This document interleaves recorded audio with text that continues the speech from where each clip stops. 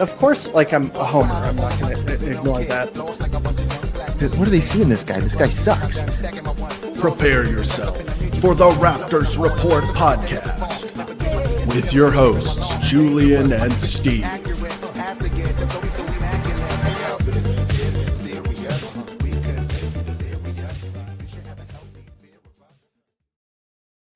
Hello, Raptors fans, and welcome back to Raptors Report. It is Monday, January the 19th. We are back to discuss the Toronto Raptors, and unlike last week, there have been a bunch of losses in a row, so our moods are in the gutter. How you doing, Steve? Disappointed. No, I'm doing all right. We have to prepare ourselves for staying up incredibly late all week for the dreaded road trip that we've been dreading all year. How are you doing? Well, my wife is going to like it a lot better because I am going to be available to help put the kids to bed. So that is one benefit of the late games. But yeah, I hate the late games. And, being compounded with the fact that going on a West Coast road trip, you're almost guaranteed to be watching more losses than wins. It's pretty brutal. But last night's game was particularly bad for reasons that we're probably going to get into in this episode. So we've got a pretty good show for you guys today. Not going to lie, we've got some topics to discuss, some spicy trade rumors, CMB's Emergence. Obviously, we got to talk about the Raptors' injury problems because, that is connected to CMB. We'll get into that. We're going to talk about the state of the East. So the Eastern Conference has been a huge dogfight for the majority of this season. There's a lot of teams clustered together. The Raptors are no exception there. So we're going to talk about who is moving up, who's moving down. Then we will get into some of the other stuff like whether Giannis Antetokounmpo is in play, because there are some rumblings that are coming out of Milwaukee that he is putting on a brave face, but he might be interested in leaving. So we'll get into that. Why don't we start with the game yesterday, and we can get into some of the topics that are related to it. But what were your thoughts on the game yesterday? I did not enjoy the watch the second CMB got injured. Yeah. Drastically, like that just became a painful watch for the rest of the game. And it kind of, every time you play the Lakers, like we've spoken on it before, you've dove into the Lakers free throw stats over the years. You're never going to enjoy the reffing, but there was like, the refs are just asleep on a lot of stuff. Like even like travels that we did, they're missing. And it's just, overall, it was a bit of a mess. What did you think of it? Yeah, no, I agree with that. Like the Lakers have the most blessed whistle of any team in the league. And that's not a joke.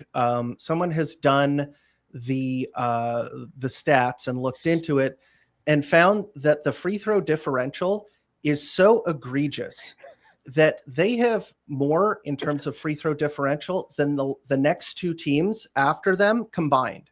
So free throw differential is obviously, how many more free throws you shoot than the other team. They are consistently in the positives. They're always above the median. And that's like between genres. Luka's there, Luka's not there. They play a really defensive style with Anthony Davis, and they have a bunch of defensive role players versus not, like being really, their excuse is like, well, how can we foul that much? Of course we don't. The other teams don't shoot as many free throws. We don't play any defense. So there's no, first of all, there's no correlation between not playing defense and fouls. That's just BS. Mm-hmm. And the second is that they were like the top 5 defense or top 6 defense in the league one year. And they had the biggest free throw differential of all time. So it's just absurd. And last night's game wasn't too bad in terms of free throw differential. They only shot 2 free throws more than the Toronto Raptors. Oh my goodness. But some of the stuff that they get away with is hilarious. Somebody posted a video of LeBron James and Con Knipple. Did you see that video? No, I didn't.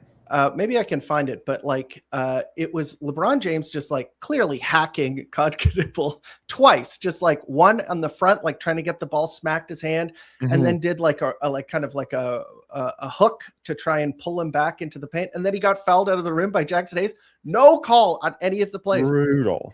Last night's game, okay, so like the CMB foul, like he was kind of going for the ball, and he hit his arm. It was probably a foul, but like there's some, gray area there.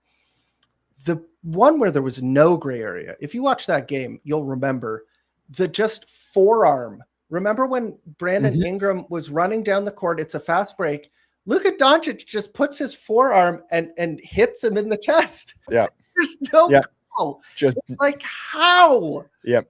And on one of CMB's blocks, Luka wraps him with the arm and pushes him. Like, fish hooks him, like swims right past him. Yeah, so obviously that makes that just a super hard watch. But then the Raptors shooting. Oh yeah, that's the story right there. The guards shot like 2 for 18. They shot 22% on the game. They ruined the Raptors' perfect record when they shoot under 26% from three. That was the saving grace where you're like, it's not so bad. I mean, they're perfect when they shoot really bad. It's like, not anymore. They're going to have to, start counting from under 22% if they want to be a Texas sharpshooter. But you're absolutely right about the shooting. In fact, that should probably be one of the topics here. But more than anything, let's talk about Luka's antics, because this guy is a menace in a bad way. And he's a menace to the refs. He's a menace to my sanity. The guy is the biggest baby I've ever seen. So, like, there's two guys who I think get more grace from referees than any other player. It's him and Draymond. So with him, it's the whining. It's the, getting in the ref's face, doing the payola sign, doing all the, like, really disrespectful stuff. He's disrespecting the game. Like the way that he behaves in such a horrible way. Draymond is like just like incandescent fury. Like the guy is just angry, furious that the ref decided to call a foul on him or something like that. And whenever you hear about that, like I know that Draymond has mentioned multiple times that he's like, oh, well, I've shot more I've gotten more technical fouls than anybody else in the association over my time. So I'm definitely getting punished by the refs and they're holding me accountable or whatever. It's like, that's like when a billionaire says that they paid like $2 million in taxes. Yeah. And it's like, see, I paid $2 million in taxes. It's like, dog, you were supposed to pay $100 million in taxes. You're paying 2% of what you were supposed to pay. That's like with Draymond, it's saying flexing all of the T's that he gets. He's supposed to get twice as many. Anyway, hey, and hey, guess who the Raptors are playing tomorrow night? Yeah, that's going to be interesting because the last game we had was quite a barn burner, right? With the Scotty 25 rebound game. Oh yeah, that was right. Yeah, he punished Draymond for opening his mouth by getting 25 rebounds on his head. We'll see how that goes. I got to step away for 1 second. Yeah, I'll do some solo work here. Well, we'll just take you off the screen there. Oh my God, that's too. I feel like I'm too big. I'm taking up the entire frame. There's no room for gray area. But yeah, Luka Doncic was pretty insufferable. Obviously, he's going to do that every game. But I think in this game, it was particularly kind of egregious, especially because like after he injured CMB, I was like, screw this guy. I just don't like watching him play. And I think that a lot of people are like that, which is a shame because he does have a lot of skill. And he's an ambassador for the game. Like he's from another country. He's won accolades. He's been very successful in his career. And, from what I hear, he's a great guy off of the court. But once you put him on the court, like there's some people who respond to a competition in like a good way. That they have like a good relationship with being competitive. And then there's some people who like, if you put them in a competitive situation, it just breaks their brain. Yeah. And I think he's just like that. I think that when you put him on a basketball court, he's just going to be like a bigger whiner than anybody else. I had a thought about it. Yeah. Imagine playing Monopoly with Luka, right? Is he not the guy who, if he's not winning, the rules are unfair, Yeah. I'm flipping the board, I'm out of here. Pretty much. He gives sore loser when he does any of that, but he acts like that when he's winning and when he's getting goals. It's incredibly frustrating. And like he at the start of that game, he couldn't hit a single shot. Right. So he goes to a rip through to try to get himself going by getting to the line. It's exhausting to see as a Raptors fan because, like, Ingram, he got hacked. So many times under the rim too, like where you're supposed to get the calls, like being bodied, the forearm shiver to the chest. I know that it's conspiratorial, and I know that it's like low hanging fruit, and I know that what it reminds me of is like the midwit meme, where on one side it's like the really stupid person, on the other side it's like the really smart person, and they agree. The stupid and a smart person agree. Yeah. Where the stupid person is saying like the NBA is rigged in favor of the refs. In favor of not the refs, in favor of the Lakers. Mm-hmm. And then on the far side, like me, the smart guy, or just like the league is rigged in favor of the Lakers. Yeah. But like, how could you see what's happening and not think that? Like, is there a message from on high? I don't know, but it's very frustrating to watch.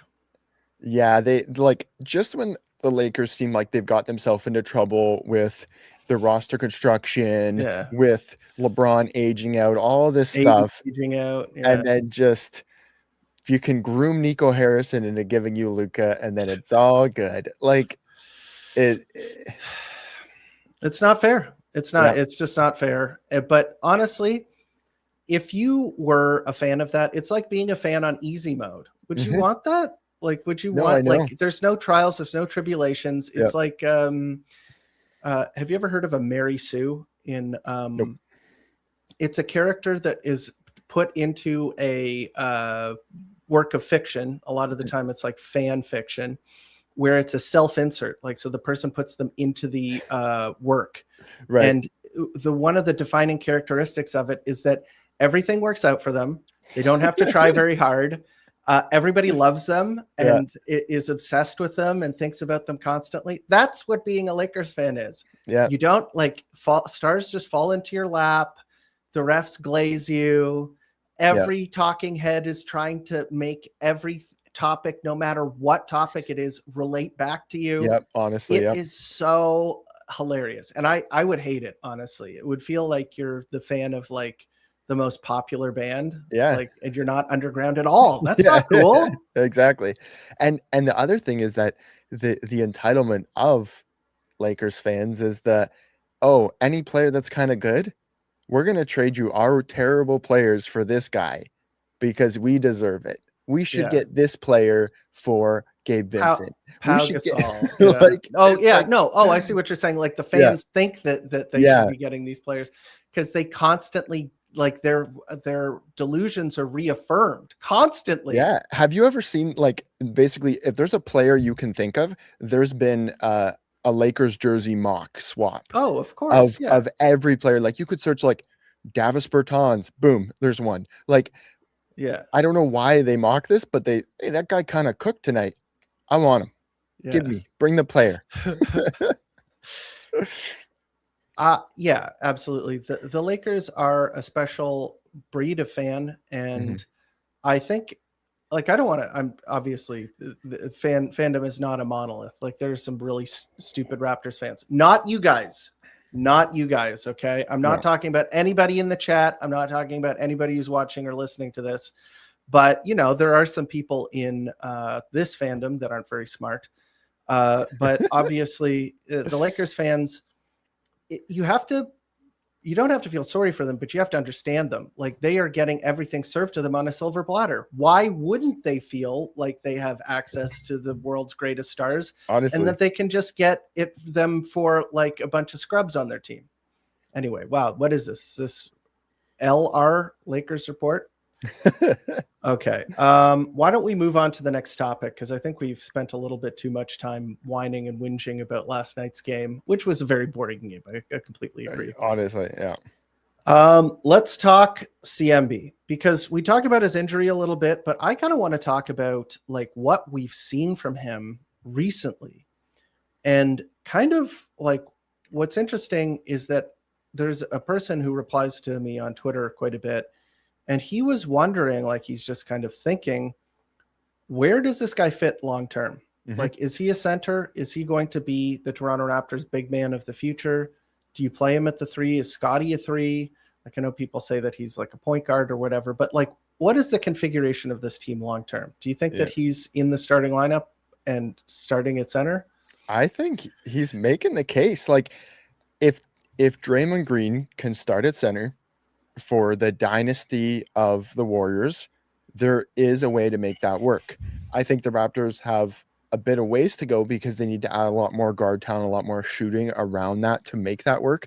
But I think you could go forward with a small ball center, because Scotty Barnes gives you some rebounding. He's not afraid to battle underneath, right? Like, that pairing can work. All I know is that I want to see as much of them play together as possible, because they're two like huge high IQ players. That's awesome. But I do like, you can start them and then still stagger minutes and still have them both play a 4 role, because like Darko is trying to have at least one of them on the floor at all time, at least to just keep that defensive identity, right? Yeah. Maybe you do, like, it all depends on what they do with their 5 position going forward. Are they going to, because who knows what's going on with Yak, we'll talk about that, but are they going to figure out a solution long term in terms of a real center? And then if that's the case, then you kind of have to shove everybody up, because I don't see anybody else more deserving of starter minutes than CMB right now. Yeah, I kind of agree with that. Like, I could see starting with a lineup where Scotty is at the 3, Ingram's at the 2, maybe, and then you have a somebody at the 1, and then a center, because it's going to be really tough to bench CMB after seeing what he's able to do defensively, especially. The defense when he is on the court, like, is so disruptive. Like, yes, he's having trouble guarding centers. Like, he can't really guard guys like DeAndre Ayton, who was perfect from the field last night. He couldn't guard Ivica Zubac. Like, he could kind of, like, he was doing a decent job rebounding against him, but Ivica Zubac also had a big night. Like, those guys can kind of just shoot over him. Yeah. But at the same time, when you have him on defense, the guy is doing everything. And the disruption, like, the Raptors defense isn't about rim protection. It's about making it so that teams are afraid to pass the ball, making it so that you create fast break opportunities, creating extra possessions. I think that's where he can be extremely useful.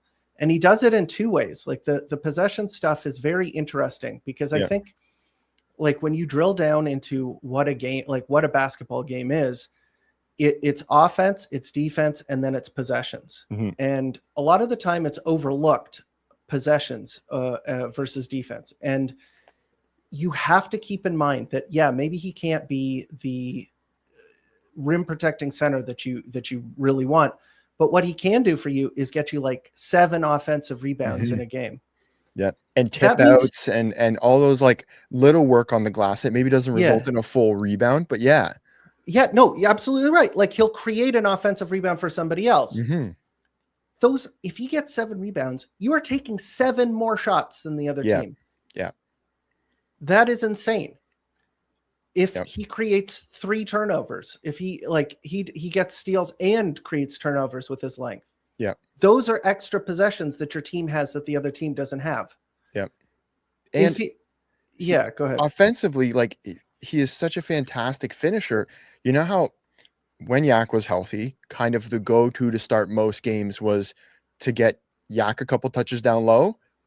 Pirtle gets 4-6 points really early. And then everything else starts to open up, right? You punish them a bit inside. That's kind of what the Raptors were starting games with doing. The last couple of games, they've been doing that with CMB. So many early touches for him because he's such a good finisher around the rim, despite his size. He's able to finish through contact, no problem. And that just it fits perfectly into the identity that the Raptors already have planned for a center, Mhm. but just smaller. Yeah, exactly. And he's like small, but like he's like kind of like he's like a big, like I said, jumbo Kyle Lowry, Yeah. because his body, like he has that sort of like, I don't know, odd shape to him. Like he's like kind of, he's not like built, but He's like thick. he's thick. He's like, I've seen like Charles Barkley kind of Yeah, like round exactly. Yeah. mound or rebound kind of. Yeah. Where Right. it's like the guy isn't going to be winning like bodybuilding competitions, but you wouldn't go up to him in a bar and like knock his drink on the ground or something like that. He's You know what I mean? strong. Yeah. He'd throw you through the window. Exactly. Yeah. I love don't know that, what I'm getting at here, but I love that comment that he said when they were like, oh, do you have a, like, I can't remember what the question was, but it was like, oh, do you have no, a it's like, are problem you dealing with that? And he's like, what do you say? the physicality of the NBA was a Yeah. shock to you. He's like, no, man, I lift. Yeah. Yeah, I Beautiful. like that. It shows. Yeah. That sounds like something Kawhi would say. Yeah, exactly. Yeah. And Kawhi, like the thing about Kawhi was that like it was very easy to understand where Kawhi was going to be. He's just like a stereotypical 3. Yeah. Maybe you could play him at the 4 a little bit. Yeah. Whereas CMB, it's like a little bit more of a puzzle. Like what position does he play? Obviously, you'd like to play him at the 4, but if Scotty Barnes is on your team, like I like what is happening when those two are on the court. Like those guys really know how to play the game of basketball. They're hoopers. Like they can pass the ball. They understand where their teammates are on the court, and they play like a physical brand of basketball that I think is going to be really popular here in Toronto. Because like, I don't know, do you follow the Leafs at all, Steve? I used to. They've broken my heart too many times, so I don't pay attention until playoffs, and then I get sad again. One of the big things I remember about Leafs fandom, and correct me if I'm wrong, anybody in the chat who follows them, is that like most of the most popular players on the Leafs have always been the kind of grinder guys. Yeah. Like the guys, maybe they aren't the most talented in the world, but they like are 110% guys. Like as Jack Armstrong says, they bring their lunch pail and hard hat to work or whatever. Yeah. Those are always the most popular players on the Leafs. And I think that that's the same thing with Raptors fans, is that you kind of go and cheer for the guy who is, you know, really maximizing their talent level rather than maybe the guy who is like a Vince Carter type who had all the talent in the world, but never really, you know, put it all together. So I think like CMB plays that style of basketball that's going to be really popular here, which is like just outwork the other guy, hit them and finish, but also with like an intelligence there too. Like the guy is not a brute. He knows how to play the game. So man, I'm just, I keep an eagle eye right on CMB almost the entire time. Like he's always in my vision. I'm kind of peeking at him when I'm watching the game. And he really rewards that style of watching. Like when I was scouting him, I was like, oh man, this guy is like doing a lot of really good stuff when he's on the court. So yeah, he's very easy to make like videos about and stuff, because any like farming of clips is so easy. Like you're just like, oh, CMB steal. Let's see what that looks like. Oh, okay. He absolutely punked that guy. Like, and people around the league are taking like note. Like he's getting a lot of really good press right now. People are making compilation vids. People are talking about it. He has a chance to make the rising star team. We'll see. This rookie class this is is so good. Yeah, it's like last year he'd be a shoo-in. This year, if he can get back from this injury quick, then and put more games together, maybe he can ride that hot hand. But he's running out of time for it. They're going to pick very soon, and this injury doesn't help, right? But I think he deserves it. He's just been fantastic, and what'll help him is that he's starting as a lot of the games, right? So that he's getting some work going for him, and he's getting like people take account of things like double doubles. They care about that. They care about like the high assist totals. Like people are fantasy nerds, so if like that's one of the best ways of getting somebody's attention. Is like, oh, they were a late pickup in, you know, one of their things, and they have a head-to-head with somebody else, and then they got beaten because Colin Murray Boyles had like 5 blocks in one game or something like that, right? Then they're like, oh, okay, he's doing this kind of stuff, and then, you know, people like that kind of stuff. So that's what helped turn some of Scotty Barnes's PR around, is like all the fantasy nerds who were like, oh my god, I got to get this guy. He just fills up the stat sheet. Like, the real app, they give like rankings kind of based on how much you're filling the stat sheet and stuff. Scotty's 13th in the league on real ranking, which is like not a real stat, but it's all the top they count players all yeah, right, because he's such a stat stuffer. And even like he does all, like, let's talk about Scotty Barnes for a second, but like he is a fantasy stud because his shooting percentages, the three is not as good anymore, but free throw percentage is big. Yep.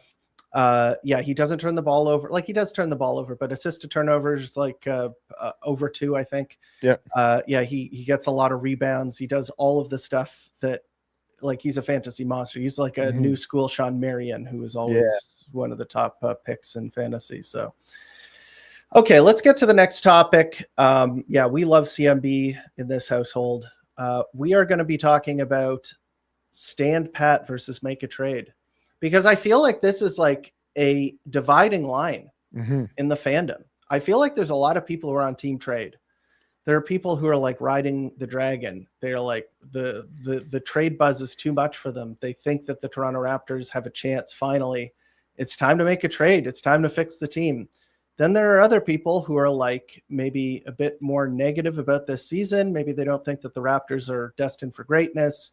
Maybe they don't believe in the whole thing where you make the playoffs one year and then you grow to the next step and then the next step. They think that if you're not a contender, you should be in the lottery, that kind of thing. So there's a lot of people on both sides of the fence. I want to get your take, Steve.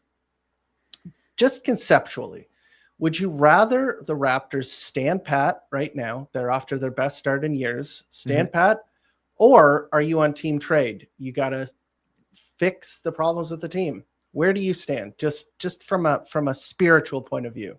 Spiritually, absolutely team trade. This is not like when they did the Jakob trade where they were 8-9 games under 500. They are the opposite and would be like second if they were able to fix some of the problems. You're missing multiple starters and you're still, the Knicks are struggling, but you're still right there with the Knicks who think they're a contender, right? I'm not afraid to trade a couple picks. Typically, I've been like a don't touch the picks guy because I've been pretty invested in the rebuild. But now I'm like, this is the time, not the 2026 pick. I'd like to keep that, but trade a future pick or two, upgrade this roster. You cannot be stuck with the IQ contract and the Pirtle contract going forward. It's looking bad, right? And like, you've got to fix these problems. And there are teams, I think part of the reason why some people might not be team trade is the options that we have. They're not perfect options, which is what happens. A perfect option is very, very expensive. Yeah. Right. So sure. It's you get what you pay for. So when you look at if the option is Ja, if the option is Anthony Davis, these are not perfect options. Sabonis, but what's the cost? Yeah, that's a good point. It's that's why I wanted to get where you were spiritually. Yeah, because I think it's such an easy cop out to say, it's like, well, it depends on the deal. It depends on the deal. Of course, it depends on the deal. Yeah. If somebody's going to just drop a star into your lap for, like Luka Doncic style, we're back there. But like, if that's going to happen, of course, everybody's going to be on team trade. If, it's going to cost you 5 first-round picks to get a role player, speaking of the Knicks,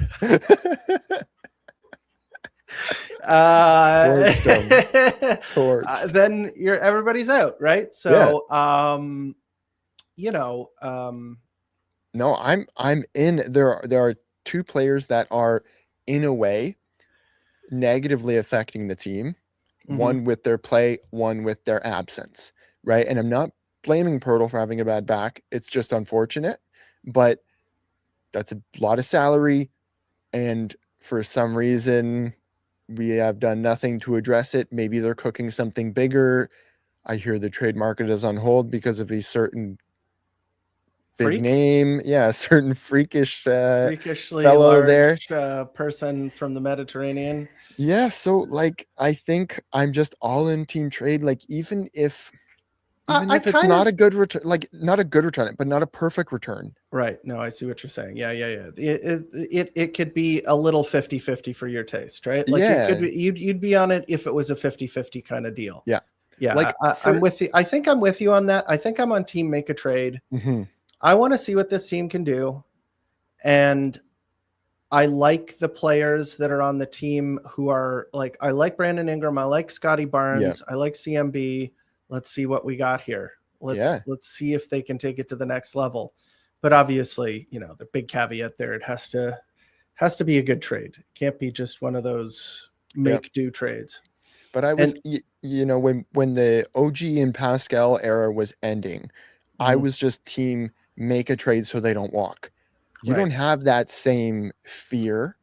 Urgency. Yeah, right. Because it's like, oh, blah, blah. But like literally, like I celebrated the OG trade simply because I was so petrified that he was walking for nothing Mhm. after you just left Fred for nothing. Like, and I was like, this is just bad asset management. You got to get something. Okay, cool. 2 guys under 25, roll with it. That's fine. Right. But Yeah, this the is a Denzel different, method. yeah. But this is a different thing where the gun is on you because The expectations are higher. yeah, the And expectation, yeah. And the clock is ticking in the other way where it's like, okay, now Pirtle's contract is going to rise and what right. if Quickly's value drops more or something? You don't Well, know, here's right? one of the things that I think is that like I have been like on the sort of optimistic side of Mhm. Emmanuel Quickly. So like my estimation has gone down, Yeah. okay, of Quickly over time with everybody else. But I would say I'm on the high side Mhm. of the wave. So I'm a glass half full realist where I'm saying like, yeah, his play has sucked and my estimation of him is going down, but I would still say that I'm more optimistic than the average fan about him. So what Definitely. I'm thinking now, here's the newest Cope. Okay. I think that right now his value is at its lowest. Yeah. And we've gone into the reasons why. Like he doesn't have a guy he can play pick and roll ball with. Mhm. But we've gone over that a gazillion times. But I think that his value is makes me feel a little bit more Stan Paddish. But we'll see. We'll see. Well, let's move to the next topic. We can kind of blend topics here. You were kind of saying that the league is on hold, waiting for the biggest shoe to drop, a size 14 or whatever the hell he wears. Giannis Antetokounmpo, the guy has been all over the map in terms of what he's been saying.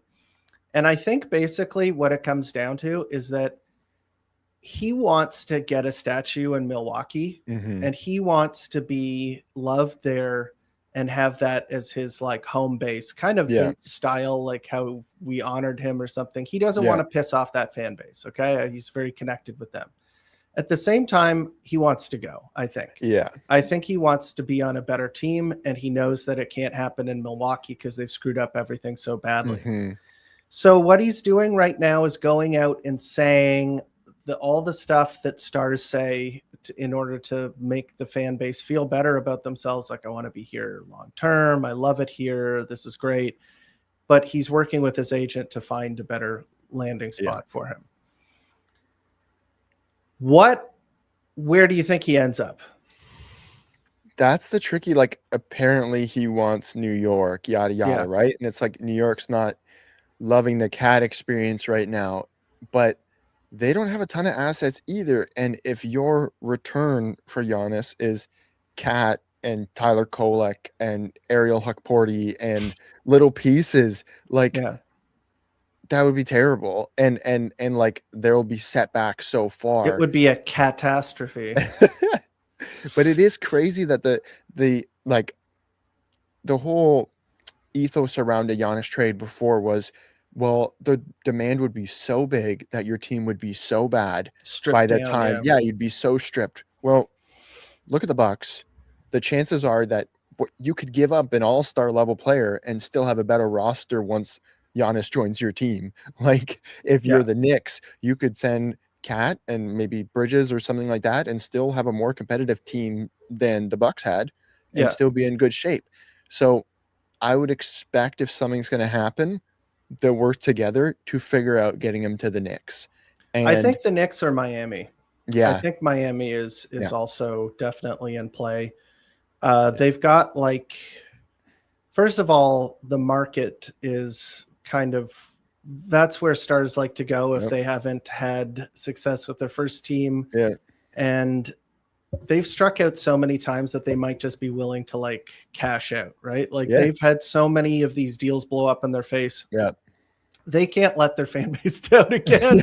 They've been in so many of these things, and then they give that little crappy excuse to all their fans about how, we were on the phone, but they were asking for this and that. And we didn't want to mortgage the future, and we've got to stick with the guys that we have. They're sick of that crap. They want the big names. They want the big guns. They want Giannis Antetokounmpo. So I think it's down to those two teams. But yeah, and I think I would assume maybe Bam would get moved in that. And could be, yeah. If you get Bam and I mean, it'd be tough for Miami to trade their other center, Khalil Ware, but that's the juiciest probably part of anything you would ask for Miami. So I think Miami has a more attractive trade package ultimately with some of their guys that they could package in there. So I do see that happening. I guess my hesitance would just be that they continuously strike out because Pat Riley I don't know, he wants to win the trade outright or something and he can't get it done. I don't know. Yeah, I don't know. He's the general manager old age home has not been kind for Miami fans. They have been sort of all of the stuff that heat culture and 5 a.m. practices and all of that stuff has been kind of a blessing and a curse for them because it drives away so many of people that, would like to play there, but don't want that kind of schedule. Yeah. I just had an idea about a trade. What if, you were well, they might have to trade Bam. Who needs a center? What if another 3-team deal? Yeah. Our picks, prospects or whatever, go out for Bam. Okay. Giannis goes into Miami. Yeah. We get Bam. So it's and then Bucks get picks and salary and yada to restart. Exactly. Not bad. Not bad. Right. Scotty and Bam would be insane. And I've imagined Bam, he can be awesome and he can be not awesome sometimes, but I've had when things were looking a little shakier with the franchise and team and stuff like that, I was Scotty's going to end up in Miami, isn't he? He's going to go home after eventually and not re-sign with us. He's going to end up playing with Bam because Scotty fits heat culture decently, yada, yada, right? Yeah. But if we bring Bam here, that'd be interesting. And Bam is not... I've always liked Bam. Yeah. The thing about Miami fans is that they were expecting a star. Mm-hmm. And they're why can't this guy score 20 points a night? Yeah. Why is he so inconsistent? It's he's a role player. Yeah. But he's a really, really good role player. Yeah. And he can play center and he's can do a lot of stuff.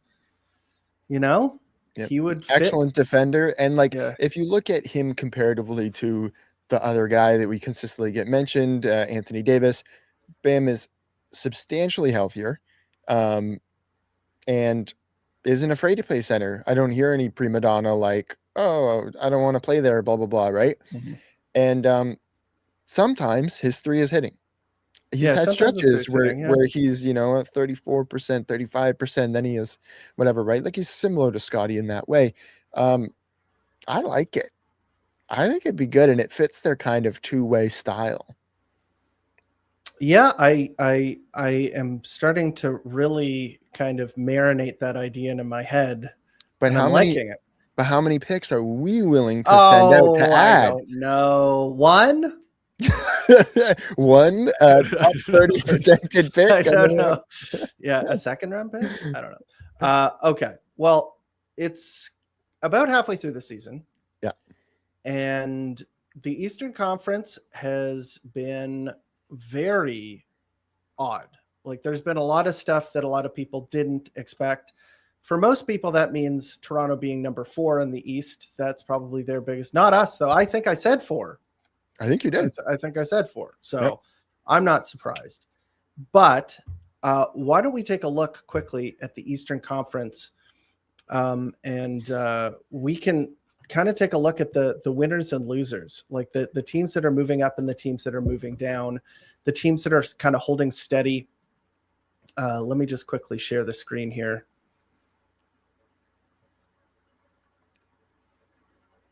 Okay, there we go. So let's take a look. Detroit is still at the top. Then the biggest surprise for me is Boston. Yeah. And I definitely. think that they could actually become the first seed if, by the end of the season. They have been one of the best offensive teams in the league, and they've certainly cooked the Raptors a number of times. The Knicks and the Cleveland Cavaliers have been disappointing, I would say. Yeah. The Knicks, especially recently, they have really slid down the standings from where they were. The Cleveland is kind of the opposite. They've kind of been the hotter team right now. They're essentially tied with the Toronto Raptors for fourth in the Eastern Conference because they've been winning quite a few games recently. Let's just quickly take a look. I mean, it's been kind of up and down, but you can see there's a lot of green there. Whereas halfway through the season, like especially in this stretch, they looked like pushovers. Obviously, they've been injured quite a bit this season, but at the same time, they were expected to be like the first seed. I thought they were going to be the first seed. Philadelphia. So they're a pretty crazy team just in conceptually. Like they are stuck in so many different timelines. Like they've got the Joel Embiid timeline, which is like he's falling apart, but then when he plays, he's actually really good. Then they've got the Maxey timeline, and he has been a phenomenal superstar. And then they've got this new timeline with VJ Edgecombe. But at the same time, they've actually been playing pretty competent basketball. And I think that they've actually, let me quickly take a look at their, they've lost 2 in a row, but they've been actually playing some pretty decent ball since the new year. Yeah. And they're beating Indiana right now, right? So could be, yeah. Well, if they're playing Indiana, I can tell you who's winning. Yeah. But like, would they pass us if they win? How does that win percentage work? We are no, the Raptors are quite a bit ahead of them. It's only so here's how it works. If you ever look at a standing and you want to know who's ahead, if you have more wins than losses, if you have fewer losses, you're and the same amount of distance. Like if you're like right now, the Raptors are 6 games over 500, right? Yeah. Whereas the 76ers are 4 games over 500. So it's not comparable. But if you had, say, 26 wins and 18 losses, you would be 6 over, right? The Raptors would be 6 over with 25 and 17, right? The Raptors would be ahead percentage-wise, right? Because they have fewer wins. But if you have fewer wins than losses and you want to find out who's ahead, you do it the other way around. Okay. So whoever has more wins would be the one that has the higher percentage. So that's how it works. But okay, that's a big tangent that we just went on. Orlando is a very weird one because they have been mid all season long. Yeah. Like it looked like they were going to pull out. Like if we take a look here, oops. I'm looking at the wrong screen. My bad. Sorry. Here's Orlando. Look at how mid that is. Yep. Like it's almost like win one, lose one, win one, lose one, win one, lose one, win one, lose one. And it's like also in both directions. Yeah. Like Paolo Banchero has had probably one of the most disappointing seasons I've ever seen from a guy who has had as much hype as he has. Yeah. He was being compared unironically, like their fans were afraid to say it, but you could read the subtext and they were like, they'd show like a video of him doing something like really skilled and then dunking the ball. And they'd be like, who does this remind you of? With the like implication that it's like, this guy's the new LeBron. Yeah. Oh boy. and the Magic had everybody having them second seed, first seed. Like they had a lot of like equity from last season where they were like, they're going to take a big step. Oh yeah, but for sure. Franz being injured is so detrimental to them.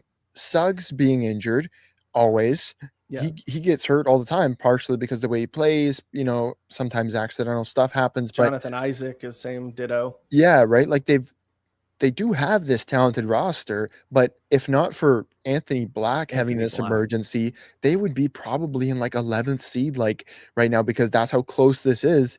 And that would be easily one of the most disappointing seasons from any team, considering that I don't remember what their over or under was, but they were like, top 3 seed expected. And, they were like, Paolo's going to be all NBA, which is going to max his contract, which, is going to start to cause them big problems that they have. Honestly, they're lucky that he won't make all NBA this season if he doesn't make all NBA, because they've got this contract crunch kind of starting to happen. And that's like a sneaky benefit, because look what happened with Cleveland. Mobley got Defensive Player of the Year. You got that big bonus. That big bonus, and he has been disappointing. He hasn't been terrible, but he's been disappointing for the accolades that he stacked last year and what you expected, right? Yeah. He is trending towards like a Bam sort of trajectory, in my opinion, which is not bad. I mean, like Bam is a really good player, but like they're both kind of role players, right? Yeah. He got he got a lot of Bosch comparisons, and I was like, Bosch was a number 1 option. Yeah. When he was on Toronto, like Bosch was, he was 25 and 10 in the dead ball era, like in the like 2008, 2009, he was putting up 25 points per game, and he was aggressive, like to get his own shot. Yeah, exactly right. And I was like, that's not the elbow game and stuff. Yeah, and I was like, I don't know if you want to start making like Bosch Miami comps, but Mobley's 3-pointer has to come along a bit more for that to be late stage Bosch, right? Yeah. But once they started comparing him to like Tim Duncan and whatever the hell they were doing, it was like Kevin Garnett. Garnett. You watch, like, I hated Kevin Garnett. I'm an old head, so I used to like watch him all the time play against the Raptors. He was very similar in terms of temperament and like aggression and stuff to Draymond Green. Yeah. So he was insane when he played on the court. He would like bark at players, get down on his hands and knees and act like a lunatic. Yeah. But the guy was just like, he was built different in terms of his mentality. And he was a killer. Like, he was trying to win the game on every possession. Mm-hmm. And I just don't see that attitude with Mobley. He doesn't have the killer instinct. And if you want to talk, like, we're talking about the Magic right now, like the real comps, like I think Scotty and Franz, like those guys are very close together in terms of how good they are. I'm a big fan. Like, there's a rivalry, no doubt about it, with Franz Wagner and like how good he is. And it seems to be trading a bit like I have him above Mobley. I have Franz. Like, if you were to say, like, who would you start your franchise with, and injuries weren't a big concern, I'd take Franz. Yeah. Because Franz, you can put the ball in his hands. Mm-hmm. He has moves. He's almost as good defensively. Like, he's a really good defender. Yeah. He can rebound. He can pass the ball. His 3-point shooting has been pretty good this season. Yeah. So it's not about, like, forget Banchero. Like, Banchero, I don't think is in Scotty's stratosphere. The real comp, like the real sort of competition there for Scotty Barnes, is Franz Wagner. Like, he's definitely been their best player. And he was really behind a lot of their success last season, because him and Banchero got injured at different times. But when Banchero got injured and then Franz was alone, it was like, okay, guys, let's see what Franz can do by himself. And they were just snapping off win after win after win, because he's good at leading a team. Mm-hmm. He takes a back seat when Banchero's there, but it's like, I don't think they can not coexist together. But if I were a Magic fan, I wish that they would play more through Franz when they have the opportunity to, because I just think he's a better player overall. He's more efficient. He doesn't settle the same way that Banchero does. Yeah, he's plays a more rugged style of basketball. Mm-hmm. He's more of a guy who he's not afraid to mix it up. The problem with him is that he's got kind of role player brain. Yeah. In that, like, he doesn't demand the ball as much as he should. But that's a discussion for another day. What I'm interested in is Miami as well, because like Miami, it seems like they're either awesome or they're absolutely terrible. And look at this. Like, as I say that, let's look at the things. They're beating Denver like in a blowout. They beat who was it? not just Phoenix. They beat Phoenix. Mhm. They beat OKC. Like they've got some quality wins. Yeah. But they have gotten absolutely beat down by like the Raptors. Look, they got beaten by Indiana. Like That's this crazy. is the most mixed up team I've seen because they play such a weird style of basketball. Yeah. It's like so bizarre that like if you watch their games, it's like they don't even run any plays. Like they're just such a bizarre team to watch. But I'm pretty interested to see. Like I think that they're in a holding pattern right now, and they are literally scouring the marketplace for an upgrade. Like they are trying to find their guy because right now they have a bunch of like sort of quasi guys, and they're not a young team, so they got to figure out what they're doing. But that's kind of the East right now. Like I don't even think we need to talk about any other teams, to be honest. No, I don't see Chicago doing anything. I don't see Atlanta doing anything. Milwaukee is in a hole. Charlotte, actually, we could talk about them because they have been kind of surprising. They're fun. They're fun. Didn't they beat LKC too? And they beat. Look at this. Yeah, they have been really good lately. They beat Denver. Yep. The Lakers. That was Well, Utah's no. But here's the OKC game. When we lost to Charlotte, a lot of people were dunking on me about it, being like, "Oh, you guys, whatever." And I was like, "Wait till you play Charlotte. Wait till Colin Knuppel games you, okay? Because you're not ready for that. You're not ready for Moussa Diabate destroying you on the boards. Like you're not ready for Miles Bridges of all people to hit a corner three, and it, and Charlotte's really interesting because I think they should trade Bridges this season and recoup some assets for him now and continue their rebuild going forward and get rid of that situation and just go with their young guys. They're in a good spot. They're in a good I think so. part of the rebuild, They're going to be a contending for a playoff spot next season, I think. Miller, like he's kind of not lived up to the hype as much. Yeah. But they've kind of like LaMelo has come back. He's kind of like try to help the team win, like which is kind of encouraging to see. Colin Sexton was a really good pickup for them. Moussa Diabate is a huge hit, and Con Knuppel is probably the most polished teenager I've ever seen. I have ever seen in my life. I've never seen a teenager play basketball like Con Knuppel. Yeah, I don't remember the mark that he hit, but it was like 153s or something like that, faster than anybody. Like it was like he's at a historic rate right now of made threes. And he's going to, at this, health, everything allowing, he's going to smash Keegan Murray's rookie numbers of threes made. He's just a really, really good basketball player. Yeah. Apparently he's 20 years old now. So he was, he was at one point in the season a teenager, but he's not anymore. But like, I've seen guys come into the league who are better than him, like Ricky LeBron, better than him. Who else was better than him in his first year? Probably Zion was better in his first year. Like there were better players than him, but I've never seen a player as polished as him in his first season. The guy is doing like 10-year vet stuff. And the way that he looks for his shots is like he is a savant. Like he is finding all the angles and using his body in a way that like only people who practice like years can get to. So I'm completely blown away by that guy.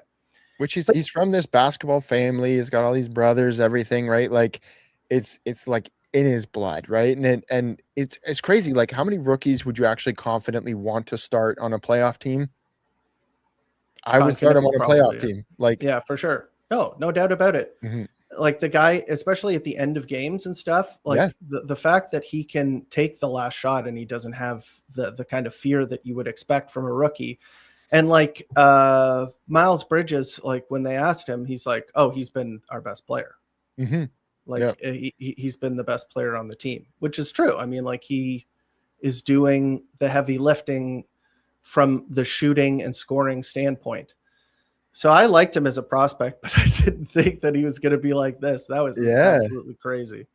Yeah, he's like what I think so many people just had a prediction that somebody like Grady would be, where it's my God, sniper, right?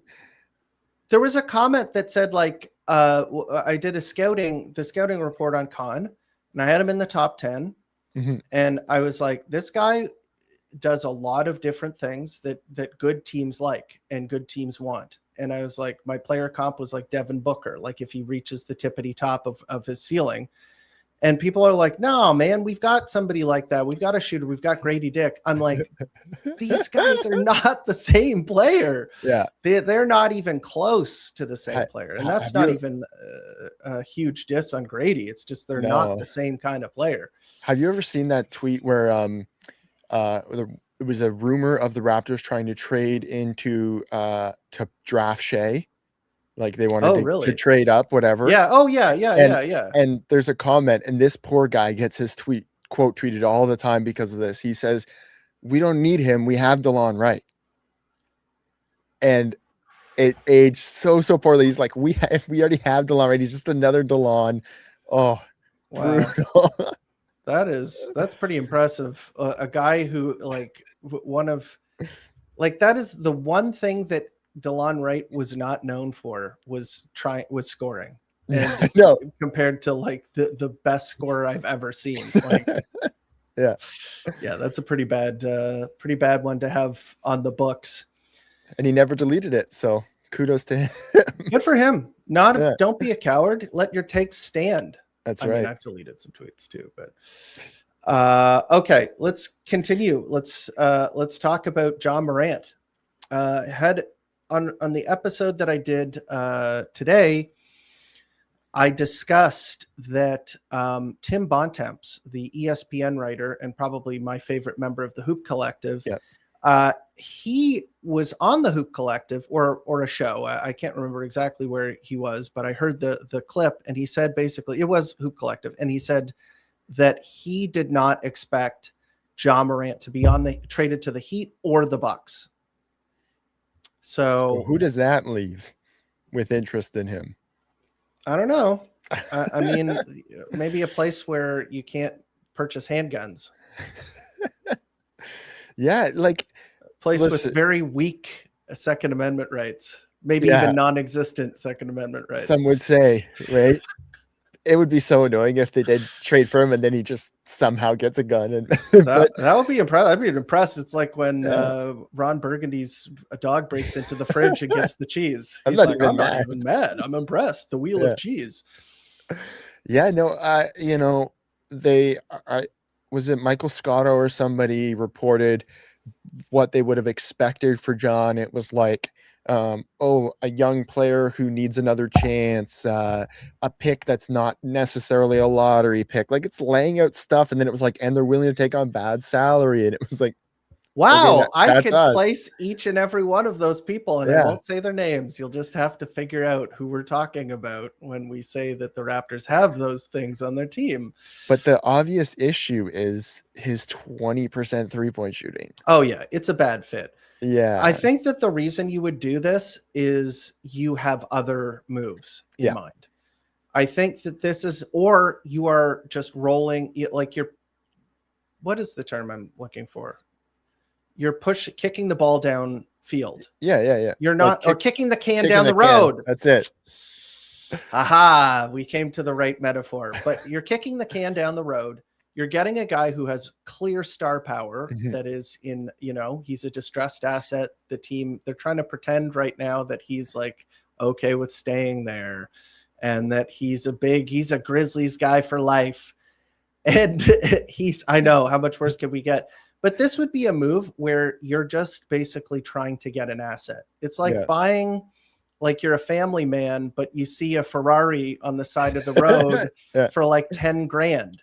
You're like, okay, it can't hold my kids and I can fit one grocery bag into it, but it's a $10,000 Ferrari. You are describing my father. So he, when I was a kid, he was on eBay all the time and he bought a Porsche for like $8,000, but he didn't expect to win the bid. And he called me in and he was like, hey, so I accidentally won this. And I was like, what do you mean? And it's in Florida. And he's like, I've got to go down and collect it from Florida, yada, yada. So he did that. He went down, he picked up this Porsche, everything. He ended up selling it for like $13,000. made a small little bit of profit on it. Are the Raptors pulling on my dad? What if they get Ja, recoup a little value, which is what like other teams try to do. Sometimes they get too greedy. I think Utah tried to do that with Lowry. Boom, recoup value, pump his value up, and then trade him for a bunch of picks. But they held on a little bit too long and gave him too big of a contract, and now they can't. Right? Even though he's like really good and he probably deserves the really contract. good. Yeah. Like anytime, like if you watch the Jazz play, like he's balling. And oh my God, Keontae George, the one that got away. Like, although he took his sweet ass time to become a really good player, I know that half the fan base would have given up on him by the time he got to this point.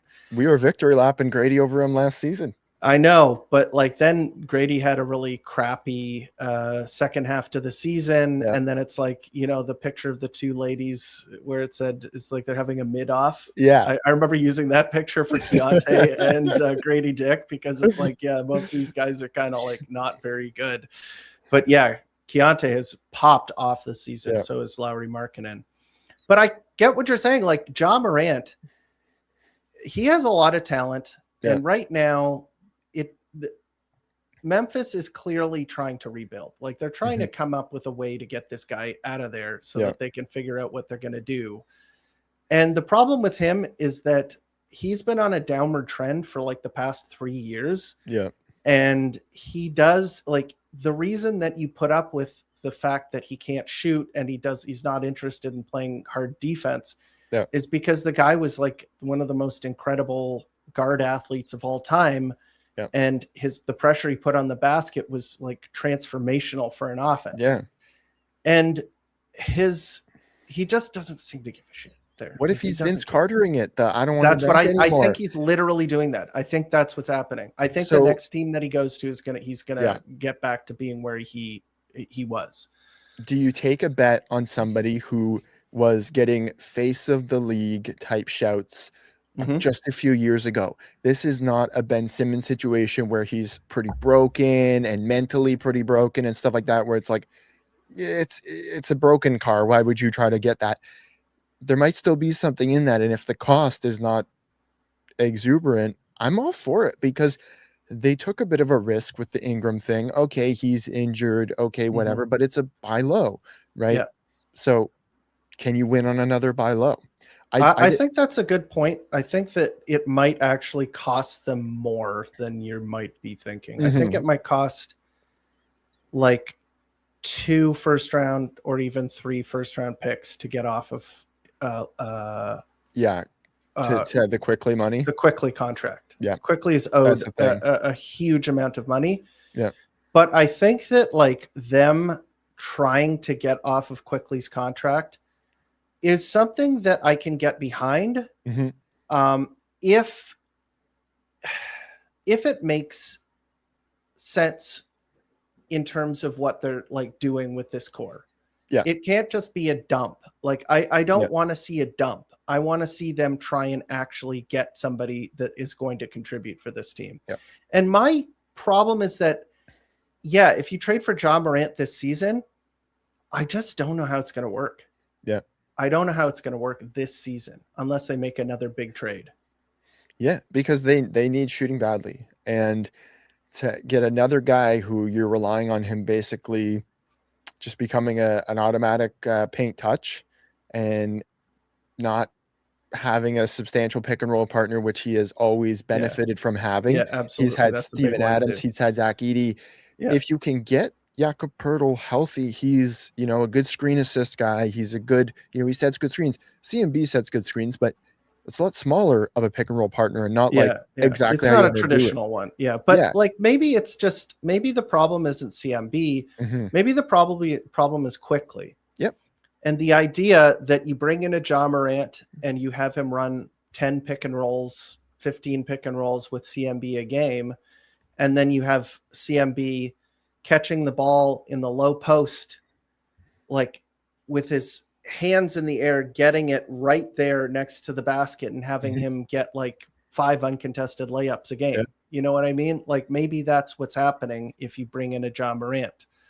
Maybe Scotty Barnes gets easier shots. Like, of course, the creation, like, first of all, Ja Morant, it doesn't matter if you're talking about diminished Ja Morant. His creation skills are much better than Emmanuel Quickley's. There's just no comparison. Like the fact that he can get to the rim with his athleticism, when like at the drop of a hat, he can just get past good defenders. He can just blow past them. Emmanuel Quickley's not doing it.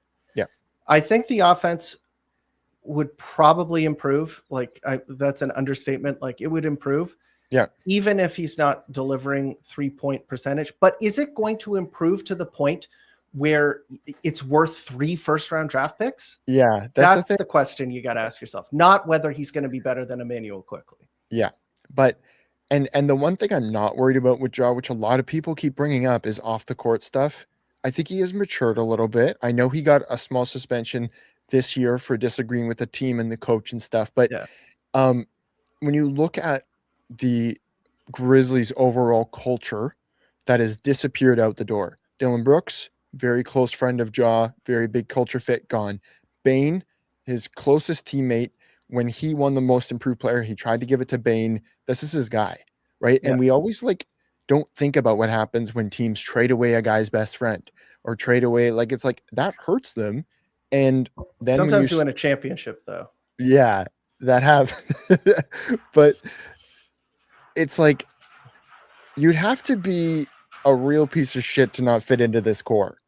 Yeah, that's a good point. Be able to work with the guys that are in this room. And I think you surround a guy like Ja with acceptance and the power of friendship like the Raptors have. Yeah, absolutely. And it works. He has a relationship with Darko too. Exactly. Right. One of the things I think is also there's a generational divide.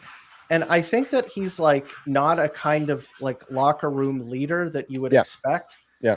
And what I'm thinking is that he is the eldest of this group. Yeah. That expect him to lead the team. And he's just not that guy. He's not the kind of guy that is going to be able to do that. And what I'm thinking is that if you put him on a team with a Brandon Ingram, you put him on a team with Jakob Poeltl and Scotty Barnes and a bunch of other guys around his age who are ready to compete, ready to get to that next level. It's not going to be I'm not worried about the culture fit. What I'm worried about is the on-court stuff. What are they going to do? How is this going to work? Yeah. I think that he would be able to fit in with the Toronto Raptors. And I think that probably in Toronto, there's going to be fewer distractions than there would be maybe in Memphis. So, and just don't let T. Morant, his dad, across the border. Yeah, exactly. Just keep him. Oh, sorry, Trump said you couldn't come in. Just make some BS up. Yeah, see if that works. Your new dad is Garrett Temple. He's everybody's dad. Yeah. It's okay. Things are better now. Just let him FaceTime. Unlimited FaceTime. Bell can hook that up. Or something. They give him a discount. They're 10% off. There you go. Okay. Well, you know what? I think we have literally exhausted all of the topics that we had for today. And you know what? It's about 10 after the hour. So it sounds like there's a dog that is desperately trying to claw its way out of your home right now. So why don't we wrap up the podcast right now? I think this was a good podcast. Let us know in the comments. Let us know in the chat. If you are just listening to the tail end of this, you can watch the whole thing or listen to the whole thing on Spotify and YouTube. Make sure to give us a follow there so you can always stay on top of Raptors Report content. And as always, Steve, thank you for joining me. Thank you. And thank you for listening and watching. We really appreciate your support. Cheers, guys.